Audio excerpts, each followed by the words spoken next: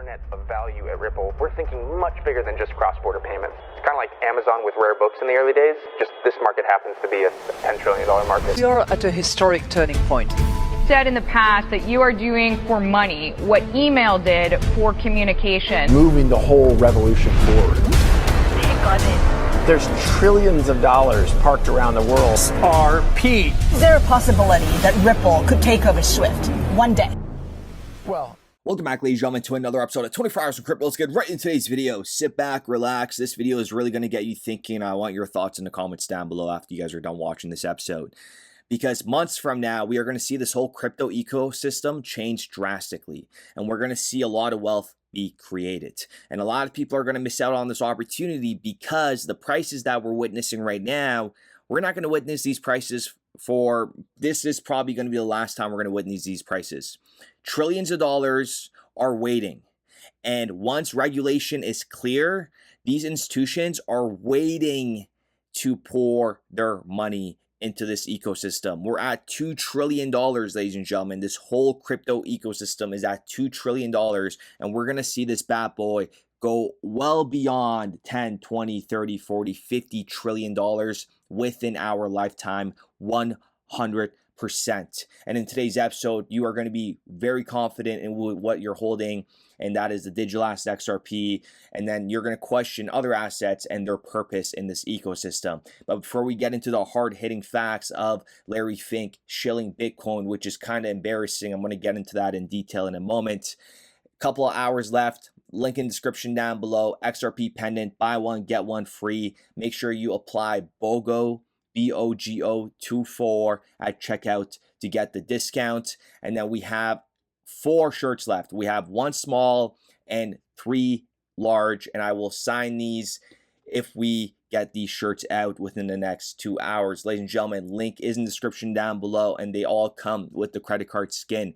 And now let's continue on to what I want to discuss in today's episode, and it's very important. So, I want to talk about something that's been on my mind, which is Larry Fink, the CEO of BlackRock, the man who once said, you know, he was a Bitcoin skeptic and is now singing, and he is pretty much praising it at every chance he gets. But let's pause for a second. Where is the utility? I believe Bitcoin is legitimate. I'm not trying to say there's not misuses like everything else, but it is a legitimate financial instrument that allows you to have maybe uncorrelated, non-correlated type of returns. I believe it is an instrument that you invest in when you're more frightened, though. Right. It is an instrument when you believe that countries are debasing their currency, debasing their currency by excess deficits, and some countries are. I believe we have countries where you're frightened of your everyday existence, and if you have an opportunity to invest in something that is outside your country's control, then you can have more financial control. And so I'm a major believer that there is a role for Bitcoin in portfolios. Even the way he describes Bitcoin, right? It just doesn't make sense. Just think about that. A couple years ago, Larry Fink was out there dismissing Bitcoin, and now it's like he's your favorite influencer shilling a coin left, right, and center. Think about that. We as influencers or content creators, if I don't shill coins, I just say what's going to perform well in the future. When we do that on a mass scale, we get called chills. But when you have Larry Fink doing it on CNBC, Fox, and praising Bitcoin and pretty much getting the real retail money in there, I mean, ask yourself, what's really going on with Bitcoin, okay? And isn't it, just a little crazy? Bitcoin gets all this media hype, all these headlines because of big names like Larry, but ask yourself, like, what's behind that? Where is the real use case? Even the IMF and multiple banks have openly said Bitcoin has failed in terms of utility as a global currency. So why the sudden push? The first materialization is Bitcoin and the underlying technology that made it possible, which is the blockchain. Those were the boldest predictions and also the predictions that failed most miserably, the Bitcoin and blockchain. So Bitcoin is the greatest distraction from the greatest disruption that is ultimately coming to financial services and other businesses. But I think Bitcoin and Ethereum have failed to be a payment method. Right? And then when you compare XRP's utility, I mean, it's not even comparable. Take XRP as an example. It doesn't need this kind of media frenzy to justify why people should buy it.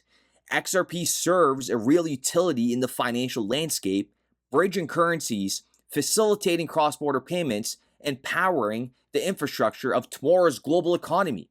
And indeed, our financial landscape is undergoing a profound transformation with the emergence of digital forms of payments, of which CBDCs, tokenized deposits, stablecoins, and other crypto assets. Like, that's something that they're not going to be pitching on CNBC. Because the value there is just enormous and it's limitless. There is no market cap for XRP. And I mean, when everything shifts over to assets that are actually used in the real world, like XRP, those are going to skyrocket in value. And not because someone is hyping them, but because they're powering the system behind the scenes. Ladies and gentlemen, go ahead and smash that like button. Do you understand how big this is? And the model that we focus on is using XRP, which is a very high velocity and very high volume digital asset. It's a free floating asset, unlike a CBDC or stablecoin. Use it as a bridge currency between these CBDCs. So you imagine a world in future where there are, let's say, 180 individual CBDCs per jurisdiction in the world. Making markets between those CBDCs is quite challenging unless you have a common single point, the bridge currency, which then enables connections to be made more efficiently and markets to be made between these individual currencies. So yeah, it's wild to see Larry Fink go from a skeptic, to an advocate. But remember, is it true that you're building out a cryptocurrency capability? No. I mean, we're looking at it. Hype only gets you so far. And look at where Bitcoin is right now, capping out at $63,000, and you have, trillion-dollar funds pushing it. The IMF and the many global banks have already called out Bitcoin's limitations. Utility is what matters, and XRP has that covered in spades. The future isn't about coins that get hyped. It's about assets that actually work, okay? So let me know what your thoughts are in the comments. Do you think Larry Fink's change of heart on Bitcoin is genuine, or is it all about headlines? My take, all about headlines. And where do you see XRP in the next few years? Don't forget to like and subscribe. And we're going to see some dramatic moves in this whole crypto ecosystem. Let me know what your thoughts are in the comments down below. But the fact that Larry Fink is, just pushing Bitcoin, and that we've done in-depth videos about utility when it comes to other assets, and soon we're going to see this ecosystem blow up, okay? And very soon, a lot of people are going to be buying in at higher prices. Been there, done that, and I hate to be on the other end of it. There's going to be a moment where I'm going to be stopped. Most of us are going to, probably never buy again after next year. I might still buy XRP up to $10. We will see. But what we're about to witness with our own two eyes right now is something that humans are about to witness for the first time ever. So, ladies and gentlemen, health is wealth. Stay alive. You got to witness this, right? $2.1 trillion. This is a monumental moment in all your lives. Doesn't matter how old you are.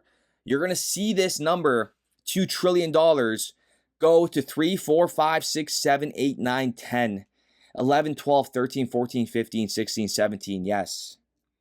Okay, you're all going to see that. You're all going to see that.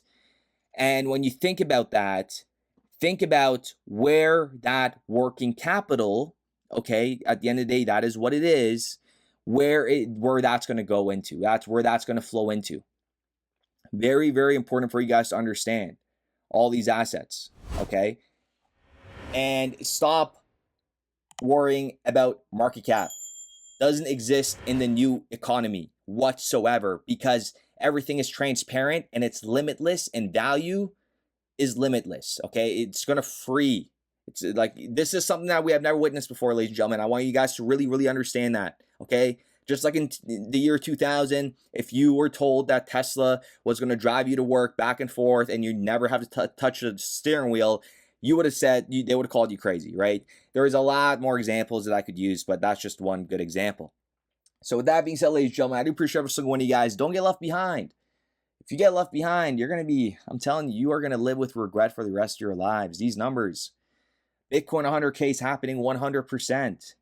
XRP, sudden price move, pricing out a lot of people, is going to happen 100%. Tether collapsing in the near future is going to happen 100%. It is logically, from a regulatory perspective and a regulatory agency perspective, from a Federal Reserve perspective, from the Department of Justice perspective, USDT just is not, it doesn't have that longevity in its ecosystem whatsoever. And the big guys will take over. Let me know what your thoughts are in the comments down below on today's episode. Like I said, 4 shirts, sign them all. Pendant, buy one, get one free. Make sure you put BOGO. And you will see the website completely be shut down within the next couple hours. So if you go on it, it's shut down. That means it's all done. Okay, and you're never going to see these for a very, very long time. So with that being said, we will be back with another video. Building RippleNet with the thesis that crypto liquidity would eventually be able to support robust global payments, large payments. RippleNet was designed so that customers seeing the benefits of our fiat-based network could flip the switch to ODL once the market was mature enough. And this is exactly what's happening. Flip the switch.